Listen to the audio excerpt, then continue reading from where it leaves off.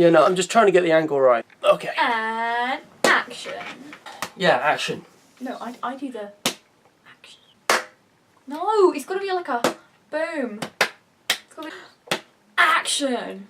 Hello everyone, welcome back to Cosmo's Universe. My name is Matt. And I'm Tasha. And today we have something a little bit different. So, this is Tasha. You'll probably have seen her before. She was in a couple of my Minecraft videos. I think that's it. Did you in a couple of old sketches? Old sketches, stuff like that. This is your first appearance on Matt Matters, actually. Yeah. But anyway, so I thought, let's do a game theory. Bendy and the Ink Machine, the community has just been going wild recently. The game is constantly in production. It's like, there's always something going on.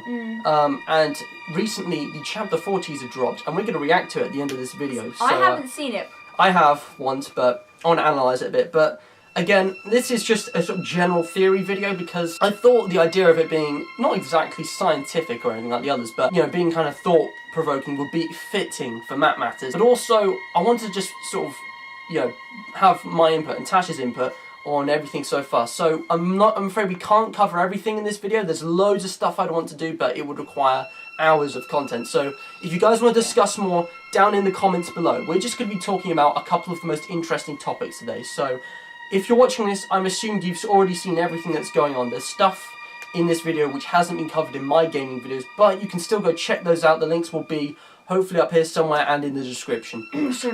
Tash, take it away. Let's just start with Chapter 1, Moving Pictures. You get an invitation from Joey. It's been 30 years since you worked together. It's always 30 years, isn't it? Oh yeah, of course. Five Nights at Freddy's 3. Sorry. 30 years is a long 30 time. years. And Joey's just writing to us as if he's our best mate. Like, have we seen him since then? There's all kinds of context as to what was going on in the workshop before then as well, which is kind of vague. The main character's name is gone. Henry. The fact Henry, that, no last name, another FNAF character. The fact that Henry just... He doesn't seem to act completely friendly towards Joey, but he doesn't act hostile, so he's kind of like, what has Joey done? Henry's an interesting character, and he's probably the least looked into because not much is known about him, but he's inquisitive, he's always running away from danger, but the other thing is that he stays very calm under pressure. Like, literally, in the Ink Bendy jump scare at the end of Chapter 1, like, originally he had a line, he was like, I'm getting out of here. He doesn't even have a line anymore, he's just chill. Like, he never screams, he never shouts, and he is kind of surprised. I mean, the end of Chapter 2, of course, that reveal, but... I think he just knows what Joey was like, and it's sort of not surprising to him that Joey has finally cracked, in a sense. Let's move on to Joey. So, a theory that isn't my own, we're not claiming that these are our own, it's more just sharing, but speculating our own ideas as well, is that Joey is Bendy. Think about it, in Chapter 2 we see Sammy Lawrence has been imprisoned in this dark, inky abyss of a body, and he wants to set himself free by sacrificing Henry to Bendy. Maybe he's going to take Henry's body, you know, sister location style. Okay, I will stop with the FNAF references, I promise. It's just, there's a few parallels and it's another one of those games. So the theory that's been circulating is that Joey Drew is in fact Bendy himself, and there's a number of reasons for this. First of all, we know that the workers aren't in the place, it seems, and there's all these ink creatures that have come out of nowhere. Wouldn't it be logical to assume that they are the workers? Does that mean that all the other ink characters are people who work there? People we know from the recordings? Here's where things start to line up. You can probably link certain characters to certain other characters. The reason Joey is Bendy is not only because he is probably the closest in connection, but also because Bendy has a limp. If you look at his leg, it's twisted backwards, and this is interesting because there's a wheelchair in the flashbacks at the end of Chapter 1. There's also the Ink Machine and Bendy, which shows after the Ink Machine was Joey's way out of his injury. We think, well, Bendy's all the injury. In Chapter 3, Joey's tape says that belief can make you rich, belief can make you powerful, and with enough belief, you can cheat death itself. And the last piece of evidence, Tash, is from the Tombstone Picnic. So, the skeleton that crawls out the ground grabbed Bendy's leg. It's the same leg that is twisted around. And the wheelchair just indicates that Joey injured his leg. So he needed because that Joey is dying, he has an injured leg, he's showing it as a subconscious message through his cartoons, and he has this ink machine. It's not really known whether the ink is kind of tainted or if the ink itself is something special, but it has some sort of power to make these cartoons come to life. And what people think is that Joey is Bendy because he tried to kind of cheat death by using the ink, but instead he became an ink demon. But then this raises a few questions as to how come he's sort of being born or reborn at the start of chapter 1. Where was Bendy before then? Maybe the whole process didn't work of the ink mending him, and he was sort of there but not there. Yeah. So like a subconscious. Maybe he's dead, maybe it's his soul, or maybe it's even, his body somewhere in there. But it's how the ink machine works itself, and we don't really know its true nature. The ink machine has got this vat of ink on one side and then this pump on the other, and we don't know what happens in between. In fact, if you look at the model, there's a little pipe that stretches down, and it just gets cut off because obviously it's not needed. But if you look at some of the gears and pipes in chapter 3, some people think that the ink machine isn't just that machine, it's the entire workshop. That is the heart, but the entire thing is all within the ink machine. It's the building itself. I've just been thinking, that letter that Joey Drew sent, how could he send it if he was Bendy? What if it was Sammy trying to lure Henry back? That's possible. Because Bendy... I never thought of that. Bendy Joey, he's an ink demon, how would he... See, here's the thing. Yeah, I think the ink machine probably works. We know if you have to put those 6 items on the pedestal, and we have to increase the ink pressure. So it's a combination of mechanical, but also maybe spiritual power to get it going. And not much is known about that, so I'm not going to go into too much detail, but I never thought of that. The letter might actually be forged. Who knows if it's from Joey? I mean, I never thought that it would be Sammy, but that makes the most sense. Sammy has 2 hands. There are ink pots and pens lying around the workshop. But the thing is, I don't know how a letter would even get out of that place. It's all very strange. Well, the thing is, he's the most humanoid and stuff. Joey wasn't there, and neither was Bendy before the ink machine was turned on. Where was he? It's very strange, but I'm afraid we've got to move on for the sake of time. We have. Chapter 2, The Old Song, features the exposition of Sammy Lawrence and the cult that worships Bendy. Something that I want to remark on is actually towards the end. The workers' transformation theory, which I mentioned in my last gameplay, another shameless plug, is that the workers have become these ink creatures, and it's assigning which one's which. If Joey is Bendy, then who is Boris? Because Boris is very different from the others. He's not twisted or tainted like Alice and Bendy. He doesn't have any kind of deformities, but also he's mute. He's very quiet, and he just doesn't seem that, phased by what's going on. Yeah. Very much like Henry. I feel like he is a representation of Henry, but in ink form. Like, he's pure ink. He's not part ink, part person like Bendy might be. Could be. Not Henry, with Joey. I feel like he shows what it would have happened if they hadn't gone through with the whole pentagrams and the ink machine. Like, he shows the goodness in it all. Are you saying that he's kind of like a reflection of Henry, like the sanity in this insanity? Yeah, and the fact that he's mute, I think, shows there isn't someone's soul or any part of a human inside him, because he wouldn't have a voice box. He's I'm not ink. sure. I don't know though. Well, the thing is, that is similar to Henry, and you see, I think there's 2 ways this could go. Boris is either some sort of reflection of Henry, sanity in, this place of darkness, but also he doesn't talk a lot. Here's the other theory. So Boris, he seems quite cheerful, given the circumstances. He's not very outspoken. He's also quite handy. When we have to open that door at the start of chapter 3, Boris just takes our flashlight and crawls through that event to flick a few switches, so he knows his technical stuff. Also likes his bacon soup. Yes.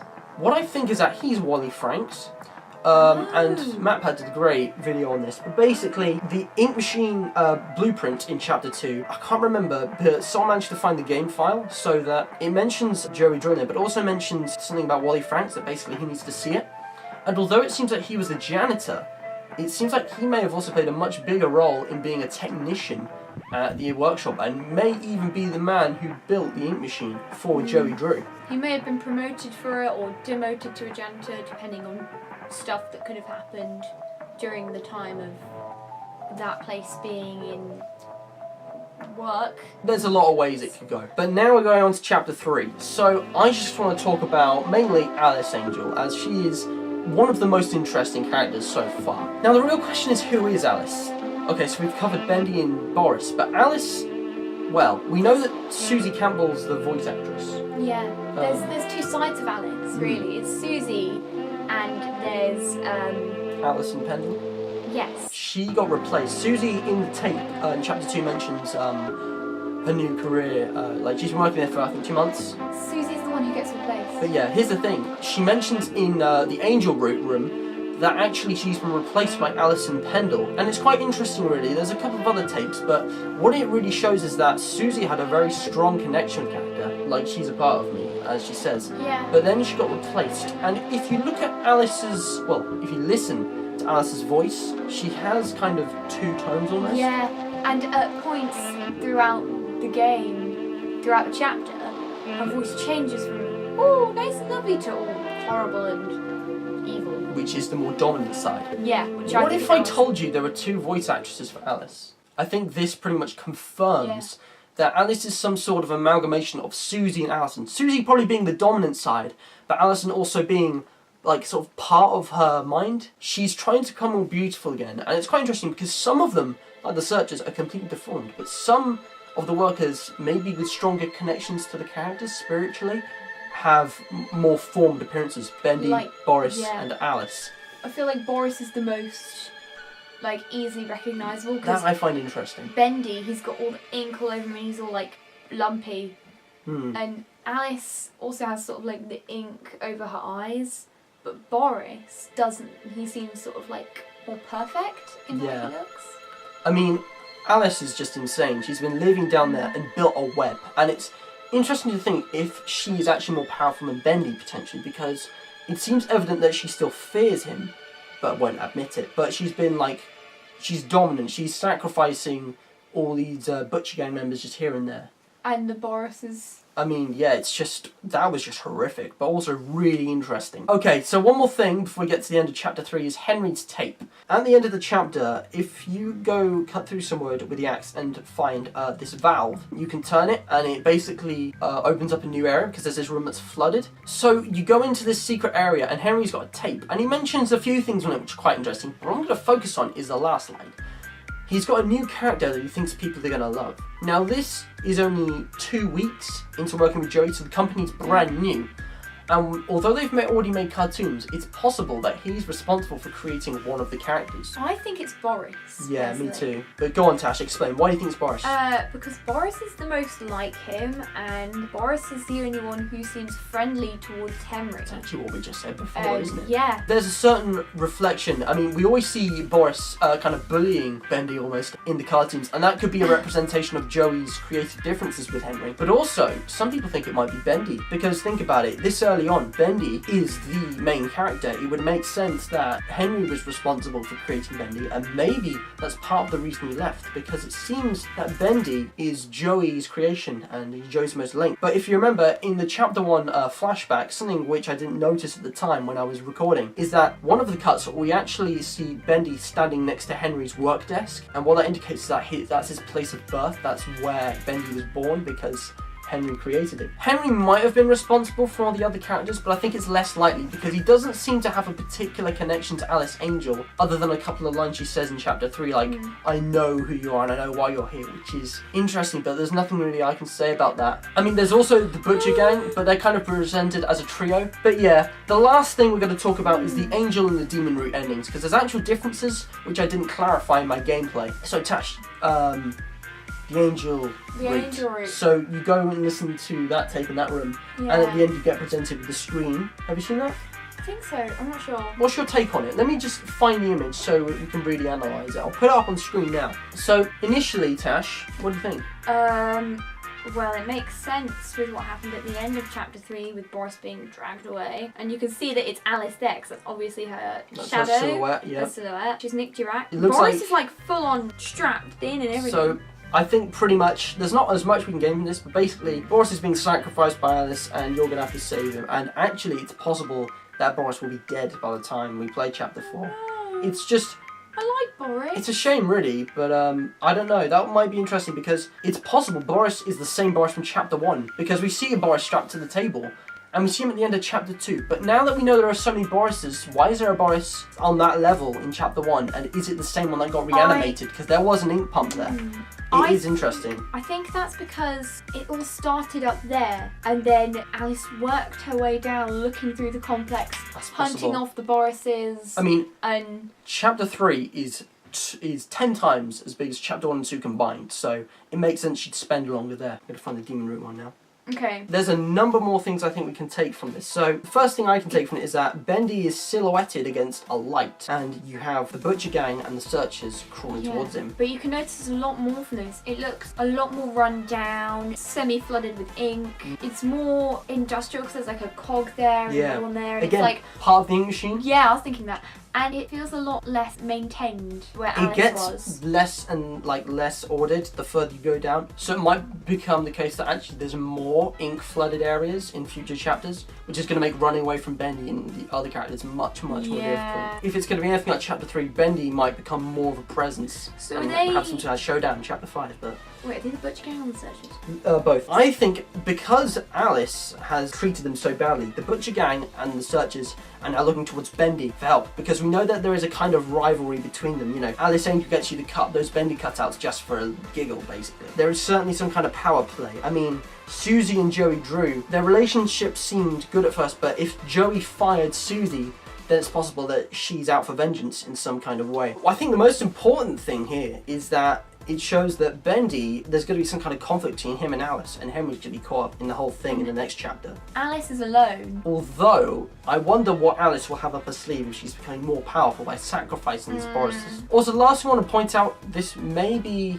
an error because Bendy's flipped, but if you look at Bendy, one of his most notable features is his hands. One's small, curled up in a fist, the other one's huge and outstretched. His left hand is one that's huge and outstretched, and his right hand's the one that's curled up. But here, it looks like it's the other way around. No, because Or he's facing that way. that might be it, but I think it would make more sense if Bendy's looking towards them. Wait, look at his legs. Which one's twisted round? Ooh, I think it's his left leg, which I'm pretty sure is the one that gets grabbed in the cartoon as well. Maybe he's got his back turned because there's minions, he doesn't need to look upon them. Or maybe his left hand's actually been cut off because such a big feature is now missing, and I feel like that could be something that's either happened in Chapter 4 or between Chapters 3 and 4. Maybe Alice has already had some sort of conflict with him, and it's interesting to think about because, I mean, there was a bit of a gap between Chapters 2 and 3. It could have been weeks living with Boris for all we know. We were semi-conscious at the end of Chapter 3, so it's possible that hours will have passed when we wake up. Yeah. That seems to be it. Now, the last thing that we're going to do is react to the official Chapter 4 production teaser, and just basically speculate on future chapters. So Tash, hit it. This is our first time seeing it. I've seen it already. Yeah. Let's go back to the start. If you guys want to watch it before watching this reaction, in the description.